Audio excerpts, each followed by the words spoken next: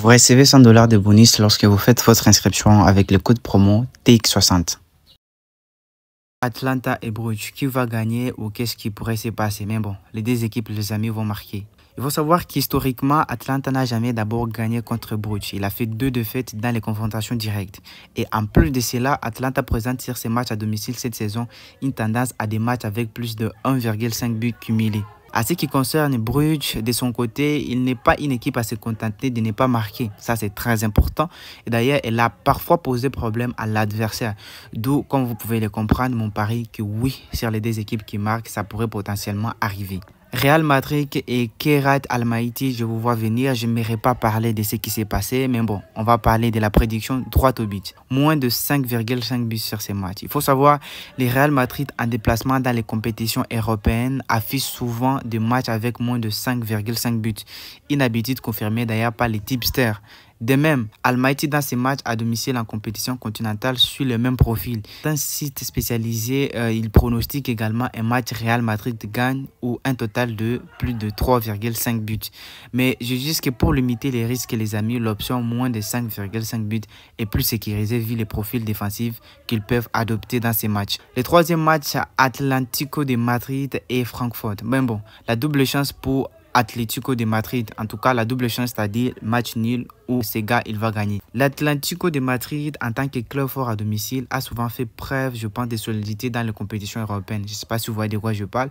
À ce qui concerne Francfort, peut-être dangereux, oui, mais n'a pas toujours l'essence à l'extérieur. Voyez un peu les amis. Donc le pari Atlético au nil paraît trop prudent, sécurisant et un résultat favorable pourrait vraiment parvenir. Bordeaux contre Tottenham, un total de moins de 2,5 buts. Mais bon, on va aller tout droit au but. Tottenham, dans certains déplacements européens, tend à garder une structure prudente. À ce qui concerne la première équipe, en tant que club nordique, n'a parfois pas la constance offensive sur ces types de matchs, les amis. Donc moi, je pense que les profils face à une équipe anglaise souvent forte défensivement penchent pour un match relativement fermé. Donc moins de 2,5 buts. Après tout, ça reste quand même la logique de ces messieurs qui vous parlent. Je ne sais pas quel est votre pronostic en espace commentaire. Dites-moi ce que vous en pensez sur certains des matchs en espace commentaire. Si vous n'êtes pas abonné, vous savez ce qu'il vous reste à faire. Abonnez-vous pour ne rien manquer. Je suis maintenant de retour, les amis. Chelsea contre Benfica, les deux équipes vont marquer. Mais bon, on attend une confrontation équilibrée, les amis, entre nous, d'accord? Pourquoi? Parce que Benfica sous Mourinho pourrait venir avec une approche très offensive et les retours émotionnels à Stamford, bien sûr, Bridge. Chelsea, malgré quelques soucis, il a quand même les ressources offensives pour marquer. Je ne sais pas ce que vous en pensez.